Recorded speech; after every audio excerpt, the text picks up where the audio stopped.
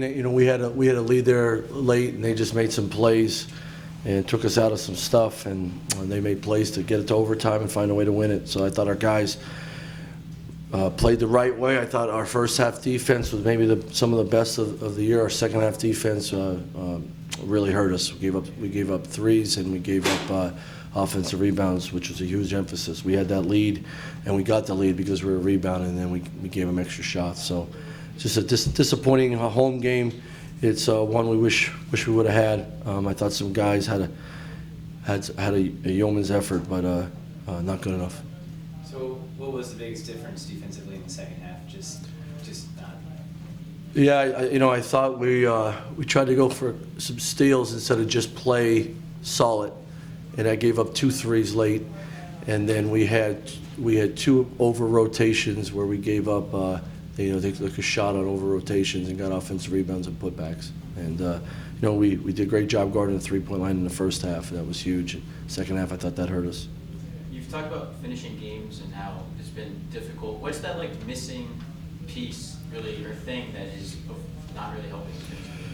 Well, I thought we finished plays today with inside-outside action, but we didn't have enough of it, especially down the stretch. Over dribbling, number one, the ball sticking, making great drives and not making the right decision, or making great drives and not finishing through contact and length. And I thought that was at times today. And I thought we executed some plays even down the stretch and got some good opportunities, but we had a couple untimely turnovers that hurt us. Coach, you've talked about finishing the guys before you tonight. Talked about finishing. We're in March. Are you a little angry or a little frustrated while still talking about finishing games this late? Well, you always, as a coach, you're always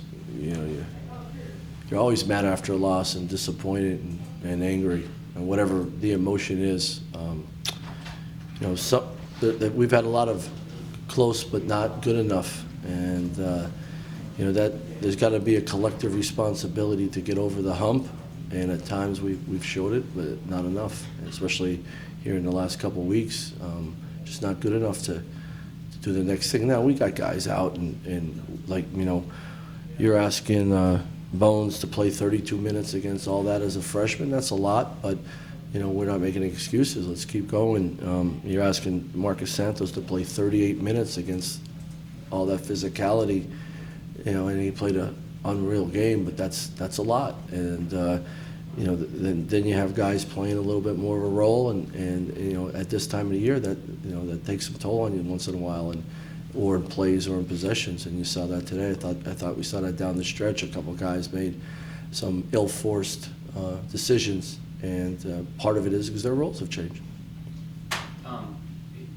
The GW game, the freshmen pretty much. What's that? In the GW game, the freshmen as a group really shined, and then tonight, first half they looked great. Second half, basically, when they were in, they really shined. How hard is it for you to kind of trust that inexperience when they're posting the numbers that are just crushing the experienced players? Yeah, it's and it's feel, it's matchups. A lot of it is defensive matchups, because there's some of our young guys are just not experienced enough to guard certain actions and certain players, without a doubt. And that doesn't show on analytics, but what it does show, that shows on tape, and that part of it. And then just making sure we have, we got to guard, because our offense is in and out. So we got to make sure we guard, and having 2 or 3 or sometimes 2 or 3 young guys out there together, that hurts our defense. The inside production was big for most of the game. Why do you think we were able to kind of sustain that down the stretch? Well, I thought early in the game, we scored, I think, our first 16 points in the paint because we were really driving and attacking and putting them on their heels. We made some threes to stretch them out, and that became a little bit one-on-one in there for Marcus. So there was some good flow there. Then they really got up in our guards the second half, and especially late in the game, and that really pushed us out. Couldn't get those driving lanes as much, and then they started crushing Marcus. But I thought I thought our guys did a good job late, finding different ways and different actions to get him the ball. What do you think a game like this, being close and going to overtime, helps going into the tournament where the last I guess, month, there hasn't really been a game this close. Well, I mean, any close game allows, guys to learn from it. You wish you could learn even from a win and a loss, but you got to learn from it. This is a great game for Bones to really watch the tape and learn, because he had some great plays today, but he also some plays that he would have back. And as a coach coaching a point guard, those are the teachable moments and all that, so for a lot of guys.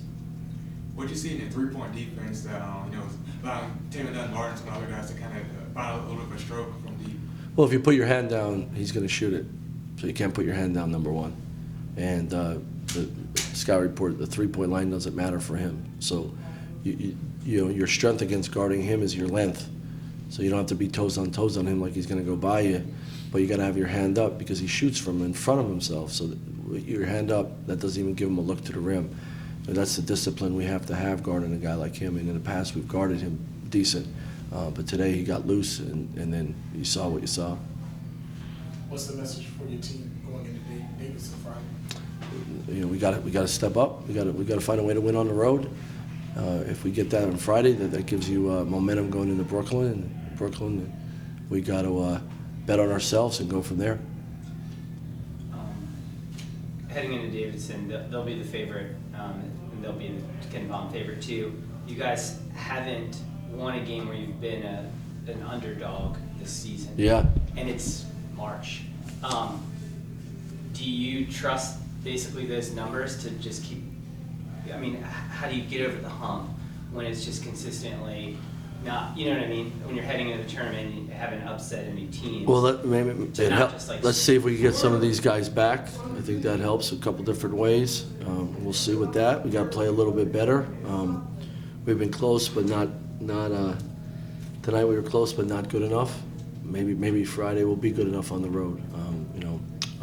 That's just, you got to prepare. At this time of the year, you got to find a way to just get a little bit better and see if we can pull off one of these close ones. The numbers. I mean, you could shake the numbers all you want. The reality of it is, when you have a 1-2 possession game, you got to find a way to win it. And we had some opportunities, but we didn't take advantage of it. We need to get stops. We pride ourselves on winning on defense, and giving up 44 second-half points. It's tough to win no matter where you're at, and that you saw that today. Couple more. Where do you assess kind of where your rotations are at right now with having these guys Don? You had it more balanced again, like on Saturday, more balanced. Minutes distribution like you did on Saturday. But how do you kind of assess where that's at with these freshmen continuing to play more minutes? Yeah, they're playing more minutes, so with experience, you start making some plays and you're getting better. You're getting better, more familiar. Depending who we're playing against, some guys are going to play better against certain types of defense or matchups and stuff like that. That's part of the staff. Reevaluating that all the time. What was it like to have Deontay back on the bench tonight? It's good. All good? Thanks, guys.